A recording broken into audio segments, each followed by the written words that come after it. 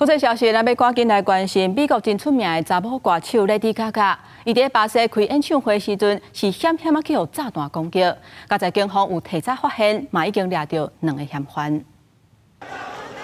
想要伫个 Lady Gaga 免费演唱会进行炸弹攻击的计划，尾也无成功，警方抓到7位主嫌犯加一个青少年。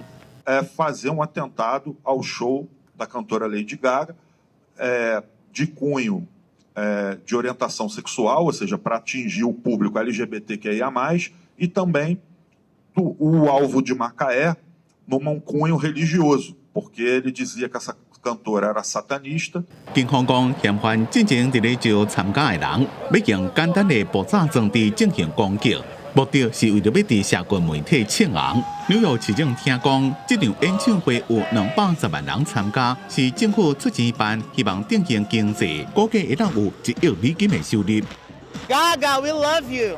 We've been waiting for many years. We're not devastated anymore. 7位这边攻击的团体，进前就一直伫咧散布仇恨的言论，主要针对儿童、青少年加 LGBT 族群。主嫌犯是伫南部的南大河州，因为非法持有枪支被逮捕；另外一个青少年是因为持有未成年色情刊物被拘留。主嫌犯也阁针对青少年，以少年人应该要有归属感加挑战做理由，甲因宣导自残，也阁有暴力等激情的行为。并且讲，伊是 Lady Gaga 的歌迷。警方伫几落州进行搜查，查到电子装置甲材料。情报单位是发现伫咧网络顶有团体用编码语言甲极端主义象征，鼓励青少年使用暴力。